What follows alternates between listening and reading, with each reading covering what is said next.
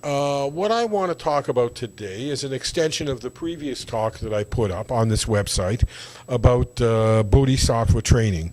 And I'm going to go to it in a bit more detail about how to develop the aspiration to become a Bodhisattva. Because if you want to do anything like this, you've got to, of course, make an aspiration. And I'm going to show you how to develop it methodically. I'm just going to go over this at a glance, and then later on when we do full-on courses, which I guess will be in February, then I'll really go through the details. But first of all, whenever you do anything, this teaching of karma says that your motive is the most important, your intention. Your intention. That's the central thing. So if you have a selfish intention, you're going to create circumstances that are going to bind you up further and tighten you up. If your intention is one of benefit, probably the best intention that you could make, if we're talking about living in this world, with everyone has intentions, where everyone makes karma, the best one that you could make is to benefit others ahead of yourself. So that's the Bodhisattva. Now, here what I'm going to talk about is how to develop that a little bit more, that intention, in depth. And so there's a meditation exercise to do this. It's a series of contemplations. They're not non-conceptual meditations of just resting your mind in calmness.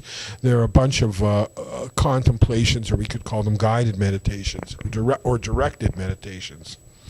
And it's known as a 7-step cause and effect, because each part of it makes the next one happen. It's a step-by-step process that's been divided up for ease of learning.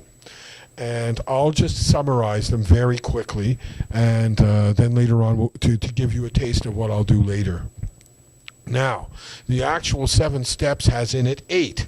So the first step to develop the aspiration to become a bodhisattva is to reflect on equanimity, which is you think about people that you like, people that you don't like, and people to who you are neutral to. So first, people that you are neutral to, that you don't like, and that you people that you like, and reflect on the disadvantages of having a partial attitude to each one. Once you've developed that, then you get into this system in detail. Now, the first step of it, the next step, is to recognize all the beings, every single being that has a mind. That's what we would call a sentient being, a being that has mind, that all of them have been one's mothers in the past, or one's father, or one's brother. So if we understand the notion of rebirth again and again, then it's probably not possible, logically, to find one being that has not been your mother in the past. So that all of the beings are the nearest and dearest ones, have been that in the past. Every single one, from the ant, your cat, dog, etc. Now then, the second step is to recognize all the beings' kindness. Think, let's say, about your mother, how she looked after you from when you were very small, and took care of you, etc. Washed you, taught you manners, reading and writing, etc.